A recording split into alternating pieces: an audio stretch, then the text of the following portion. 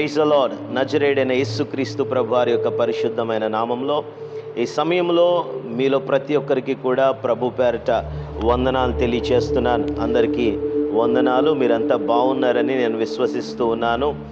చాలా దినాల నుండి మీలో కొంతమంది ఉపవాస ప్రార్థనలు చేస్తూ ఉన్నారు. చాలా చక్కగా యేసుక్రీస్తు ప్రభు వారి యొక్క సిలువ ధ్యానములను, వాక్యంలో నుండి అనేక సంగతులను మీరు జ్ఞాపకం చేసుకుంటూ నేర్చుకుంటూ ఉన్నారు. గుడ్ ఫ్రైడే సందర్భంగా మీకు, మీ కుటుంబాలకు గుడ్ ఫ్రైడే క్రీస్తు సిలువ బలియాగ శుభాకాంక్షలను నేను మీకు తెలియచేస్తూ ఉన్నాను. యేసుక్రీస్తు ప్రభువారిలో ఉన్నటువంటి రక్షణ మీకును, మీ కుటుంబములకును, మీ కుటుంబ సభ్యులకును సంపూర్ణముగా విస్తరించాలని ప్రభు పేరట ఆశిస్తూ ఉన్నాను, ఆకాంక్షిస్తూ ఉన్నాను. ఈ దినాన్న పస్కా గొర్రె పిల్లకును యేసుక్రీస్తు ప్రభువారికి ఉన్నటువంటి కొన్ని ప్రాముఖ్యమైన పోలికలను నేను మీతో పంచుకోవటానికి ఇష్టపడతా ఉన్నాను. వాస్తవానికి ఆ వివరాల్లోనికి వెళ్ళటానికంటే ముందుగా కూడా పస్కా గొర్రెపిల్ల అంటే ఏంటి అనేటువంటి విషయాన్ని నేను మీకు జ్ఞాపకం చేస్తాను. ఇశ్రాయేలీయులు ఐగుప్తులో 400 సంవత్సరాలే బానిసలుగా బ్రతికారు. ఒకానొక దినాన్న ప్రభు వారిని విడిపించాలని ఆశపడి ఇక ఐగుప్తులో నుండి వారి యొక్క ప్రయాణము స్వాతంత్రముతో, సంపూర్ణ స్వాతంత్రంతో వారి ప్రయాణము ప్రారంభమవుతుంది అనిపించుకునేసరికి ఆఖరి తెగులు వచ్చేటువంటి ఆ గడియలో ఒక గొర్రెపిల్లను తీసుకొచ్చి దానిని వధించమని, ఆ గొర్రెపిల్లే పస్కా గొర్రెపిల్లని, ఆ గొర్రెపిల్ల ఐగుప్తు అంధకార జీవితానికి, దాస్య జీవితానికి, బానిస బ్రతుకులకు సంపూర్ణమైన స్వాతంత్రానికి నిదర్శనమని, దేవునికి విడుదలకు నిదర్శనమని ప్రభు వారితో చెప్పి పస్కాను ఆచరించమన్నారు. ఎప్పుడైతే ఇశ్రాయేలీలు ఆ పస్కాని ఆచరించారో ఆ తర్వాత దినాన్నే వారు ఐగుప్తులో నుండి వారి సంపూర్ణమైన స్వాతంత్రము కలిగిన ప్రయాణాన్ని ప్రారంభించారు. ఈ ఐగుప్తు అనేది మన పాప జీవితానికి నిదర్శనంగా ఉంటా ఉంది.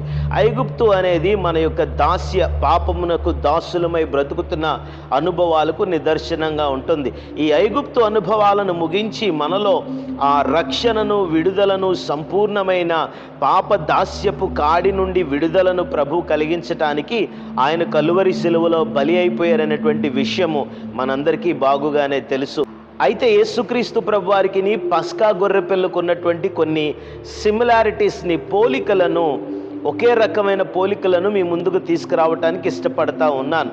బైబిల్ గ్రంథంలో మొదటిగా నిర్గమకాండం 12వ అధ్యాయం 3 నుండి 6 వచనాల వరకు రాయబడినటువంటి మాటను మనము గమనిస్తే గనక అక్కడ చెప్పబడినటువంటి మాట, పస్కా గొర్రె పిల్లను అది వధించబడటానికి 4 రోజుల ముందే ఎవరికి వారు తమ గృహాలకు ఆ గొర్రె పిల్లను తీసుకొచ్చుకోవాలి.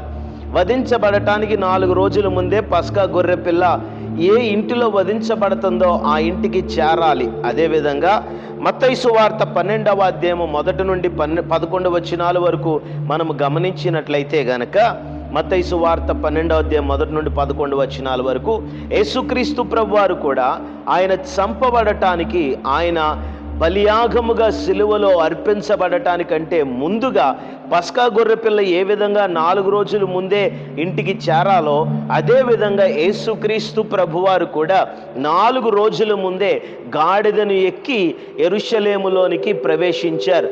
సో పస్కా గొర్రెపిల్ల 4 రోజుల ముందు గృహానికి చేరినట్లుగానే యేసుక్రీస్తు ప్రభువారు సిద్ధపరచబడిన పస్కా గొర్రెపిల్ల పోలికగా గాడిదనెక్కి 4 రోజుల ముందు యెరూషలేములో ప్రవేశించారు. ఇది మొదటి పోలిక.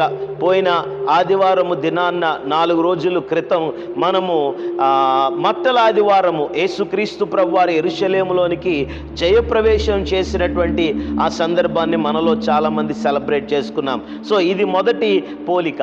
ఇకపోతే రెండవ పోలిక మనము గమనించినట్లయితే బైబిల్ గ్రంథంలో నిర్గమకాండంలో రాయబడినటువంటి మాటల్లో నుండే మరొక పోలిక, రెండవ పోలికను మనము గమనించినట్లయితే గనక నిర్గమకాండం 12వ అధ్యాయము 5వ వచనంలో రాయబడిన మాటను మనము గమనిస్తే గనక ఈ యొక్క పస్కా గొర్రె పిల్లకు ఏ విధమైన బ్లెమిష్, ముడతైనను, కలంకమైనను, మచ్చైనను, లేదంటే అంగవైకల్యమైనను, గాయమైనను లేనిదై ఉండాలి అని రాయబడినట్లుగా దేవుని యొక్క వాక్యంలో మనము గమనిస్తూ ఉన్నాం. It has to be completely proper offer. అది ఒక సంపూర్ణమైన శ్రేష్టమైన అర్పణగా పస్కా గొర్రెపిల్ల ఉండాలి.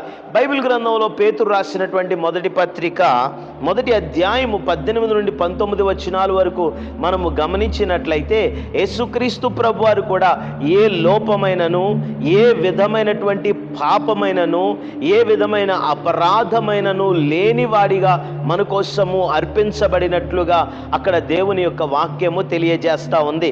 పస్కా గొర్రెపిల్ల ఏ విధంగా పాపము లేనిదై, గాయము లేనిదై, దాని బాడీ మీద కూడా ఒక బ్రూయిస్, గీత ఘాటు కూడా ఉండకుండా ఏ విధంగా సంపూర్ణమైన బలియాగమై ఉంటుందో పస్కా గొర్రెపిల్ల, యేసుక్రీస్తు ప్రభువారు కూడా పాపము లేనివాడిగా ఆయన పస్కా గొర్రెపిల్ల వలె బలి అయినట్లుగా మనము దేవుని యొక్క వాక్యంలో మనం చూడగలుగుతున్నాం. స్వయంగా ఆయన తన మాటలో ఆయన అన్నాడు కదా, నాలో పాపం ఉందని మీలో ఎవరైనాను స్థాపించగలరా అని. సో ఇది రెండవ విషయం. ఇకపోతే మూడవ విషయంలోనికి వెళ్తే గనక, పస్కా పండుగ నాడు బలి అర్పించబడాల్సినటువంటి గొర్రెపిల్ల అది మొగదిగా ఉండాలి. It has to be a male lamb. మొగ గొర్రెపిల్ల అయి ఉండాలి. యోహాను సువార్త 3:16 ప్రకారం దేవుడు ఈ లోకంలోనికి మానవుల యొక్క పాప రక్షణార్థము నిమిత్తమై బలి అయిపోవటానికి అనుగ్రహించిన తన కుమారుడు అనే మాట పస్కా గొర్రెపిల్ల విషయంలో అది ఏ విధంగా మొగదై ఉండాలో ఆ యొక్క విషయము స్పష్టంగా యేసుక్రీస్తు ప్రభువారిలో వివరించబడినట్లుగా మనము దేవుని యొక్క వాక్యంలో గమనించగలుగుతా ఉన్నాం. ప్రభు నామమునకు మహిమ కలుగునుగాక. ఇకపోతే నాలుగవదిగా పస్కా గొర్రెపిల్లకును యేసు ప్రభువారికి ఉన్నటువంటి పోలికను, సిమిలారిటీని మనము గమనించినట్లయితే గనక, ప్రతి ఇంటికి సొంత గొర్రెపిల్ల వధించబడాలి. Every family has to offer their own lamb. ప్రతి ఇల్లు, ప్రతి కుటుంబము, గృహము కూడా సొంత గొర్రెపిల్లను వధించాలి అనేటువంటి విషయము దేవుని యొక్క వాక్యంలో నిర్గమాకాండం 12వ అధ్యాయము 3 నుండి 4 వచనాల్లో మనము చూడగలుగుతా ఉన్నాం. ఇందులో ఒక చక్కని మర్మము దాచబడి ఉన్నది. యేసుక్రీస్తు ప్రభువారు కూడా మానవులుగా జన్మించిన ప్రతి ఒక్కరికి he is a personal saviour. ఆయన వ్యక్తిగత రక్షకుడు, సొంత రక్షకుడు. అందుకనే కదా అనేకులు వారి హృదయాలను ప్రభు కొరకు తెరిచి తమ హృదయాలకు, తమ జీవితాలకు ప్రభువుని, యేసుక్రీస్తు ప్రభువారిని రక్షకునిగా, దైవముగా అంగీకరించారు. వారి హృదయాలను దేవునికి సమర్పించారు. మనలో అనేకుల జీవితంలో ఈ దినాన్న యేసుక్రీస్తు ప్రభువారు సొంత రక్షకునిగా ఉన్నారు. అది ఎంతటి గొప్ప భాగ్యం కదా మనకి. సో ఇది 4వ పోలిక. బైబిల్ గ్రంథంలో ఈ పస్కాను ఆచరించిన క్రమంలో ఆ దినాన్న యెరూషలేములో కూడుకున్న ప్రజలంతా కూడా ఈ పస్కా పండుగ నిమిత్తమే అక్కడ కూడుకున్నారట.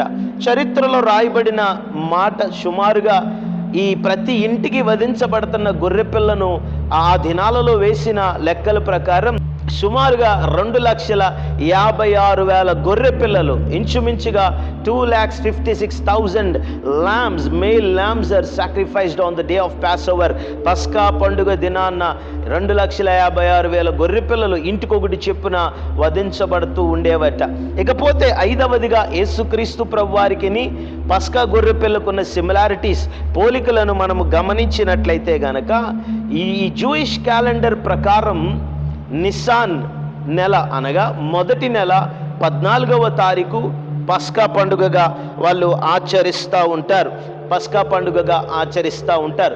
అయితే యేసుక్రీస్తు ప్రభువారి యొక్క బలియాగము కూడా నిసాన్ నెల 14వ దినమున, 14th day of నిసాన్, 14వ దినాన్న గొర్రె పిల్లలు ఏ సమయానికైతే వధించబడతాయో అదే సమయానికి యేసుక్రీస్తు ప్రభువారు కూడా చంపబడ్డారు, సిలువలో చంపబడ్డారు, వధించబడ్డారు. గొర్రె పిల్లలన్నీ ఏ సమయానికి చంపబడతాయో, వధించబడతాయో అదే సమయానికి యేసుక్రీస్తు ప్రభువారు కూడా చంపబడటం అనేది ఒక సిమిలారిటీ, పస్కా గొర్రె పిల్లకు ఉన్నటువంటి ఒక చక్కని పోలిక. 6వదిగా పస్కా గొర్రెపిల్ల విషయంలో మనం ఆలోచన చేసినట్లయితే, ఆ గొర్రెపిల్లను చంపేటప్పుడు, ఆ గొర్రెపిల్లను వధించేటప్పుడట, ఆ గొర్రెపిల్లను వండేటప్పుడైనా కానీ ఏ ఒక్క ఎముక కూడా విరక్కొట్టబడకూడదట. వంట వండుతున్నప్పుడు పస్కా గొర్రెపిల్లగా వధించబడినటువంటి ఆహారాన్ని భుజించాలి కదా. దాని కొరకు అది సిద్ధపరచబడుతున్నప్పుడు, వండబడుతున్నప్పుడు దాని ఎముకలు విరగొట్టబడకూడదట. ఆ పస్కా ఆహారాన్ని గొర్రెపిల్లను భుజిస్తున్నప్పుడు కూడా దాని ఎముకలు నవ్వలకూడదు, విరగొట్టబడకూడదట. ఇంత ఖచ్చితంగా పస్కాను వారు ఆచరించేవారు. కలువరి శిలువలో యేసుక్రీస్తు ప్రభువారు తులనాడబడినప్పుడు, దూషించబడ్డప్పుడు, గాయపరచబడ్డప్పుడు, కొరడా దెబ్బలు ఆయనను కొట్టినప్పుడు, తలకు ముళ్ళ కిరీటము పెట్టి ఆయన గెడ్డము పెరికి ఆయన మోము మీద ఉమ్మి వేసినప్పుడు కూడా ఇంత జరిగిన ఆయన ఎముకలలో ఒక ఎముక కూడా విరగొట్టబడలేదట. యోహాను సువార్త 19వ అధ్యాయము 31 నుండి 36 వచనాల వరకు రాయబడినటువంటి మాటలో ఈ విషయాన్ని మనము గమనించగలుగుతా ఉన్నాం.